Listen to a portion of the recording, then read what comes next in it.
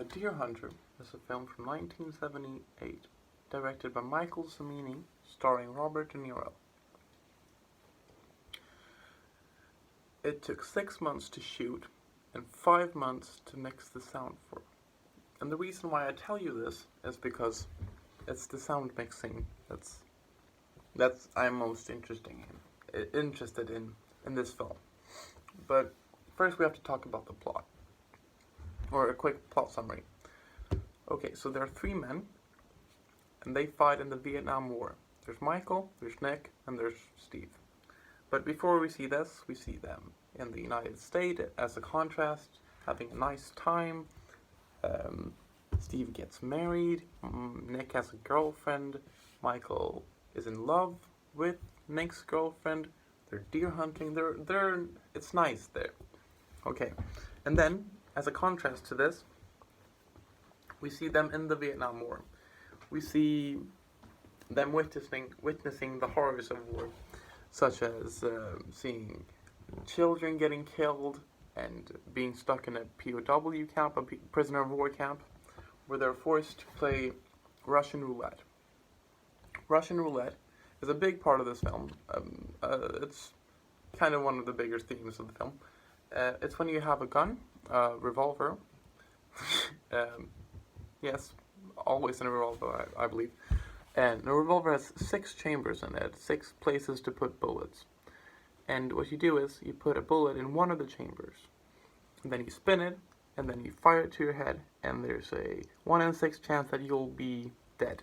This is gambling. This is gambling on your life. It's horrifying and awful, and it's torture. And they're forced to play this in the Vietnam War. And 2 of them, after the war, make it home. So we have Steve, who has severe PTSD, and he's lost both his legs. And then we have Michael with relatively mild PTSD, and he has his legs intact. So he kind of won the lottery on that. Okay. So this plot, by itself, shows the negative consequences of war, because you see them getting home and how their lives are much worse. and it shows this through key scenes featuring, or it shows it by getting home, but also through key scenes featuring Russian roulette. This Russian roulette displays an obsession with random and pointless violence. And this is kind of the point of the film. This is kind of what the whole film is saying. But instead of discussing that has been discussed countless times, I want to discuss the sound mixing of the film, because it's more interesting. It's not more interesting, it's just different, and I find it that interesting. The style of the sound mixing is present from the first scene, but I want to talk about a later scene, when the guys and a few friends are at the bar. And at this bar, they're all friends, they're cracking jokes, they're laughing, they're singing, having a nice time, and they're speaking to each other. But the thing about it is that you don't really understand what they're saying. It's not that they're mumbling, or you're not articulating. It's that the sound, the voices, the audio of the tape is not mixed as high as everything else. It's not lower, it's just right in there with everything else. It's part of the picture. Authentically.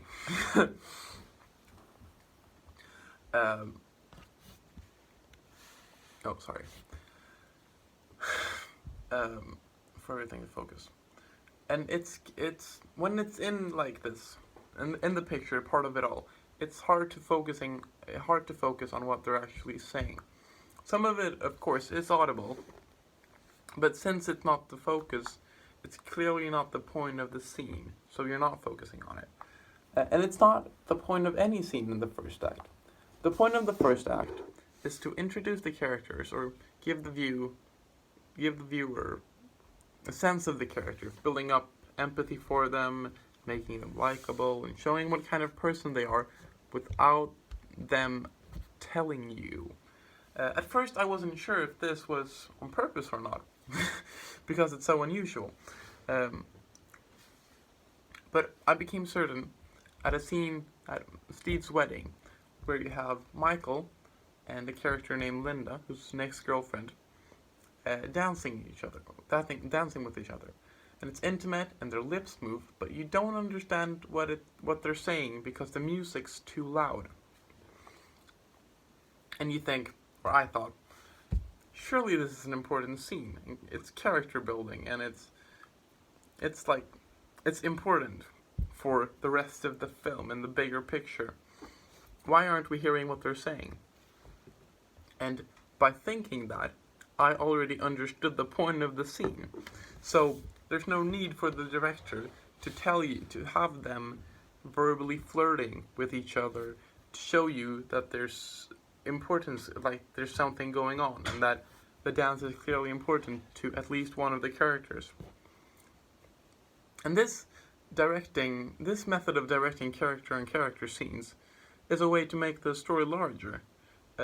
By doing this, the viewer can project his own thoughts and feelings onto what the characters are saying. They don't have to have this perfect dialogue because you made it up in your head. Not perfect, but like relatable and what a person would say in that sense. So director Michael Cimini only sets the mood, and your brain does the work automatically. But this is cool. I like this a lot, but it kind of makes me think, what if you were to watch this film with subtitles? Because I could have watched this with subtitles. I didn't. But if you were to do that, you would be focusing on what they're saying, and you would kind of miss, like, you wouldn't necessarily miss the plot of the film and like the core features of the film, but I believe that the sound mixing has something to say in itself. Not the sound mix, but the style of the sound mixing. And what I believe that the sound mixing is trying to say, or Michael Cimini using the sound mixing, is that words do not matter in war. Because there's plenty of examples of this in the film. Such as when they're stuck in this POW camp and forced to play Russian roulette. Not only do their captors not speak English, they don't even get subtitled. You're not supposed to understand what they're saying because it doesn't matter what they're saying. This is war. Words do not matter. Words are used to solve conflicts, but in war, you're past words. You're beyond words in war. You use violence in war. And maybe this is what Cimino is trying to say. Or, like, words aren't powerful. They're useless. When decisions already have been made. When violence already has, like, won. When the usage of violence already has won.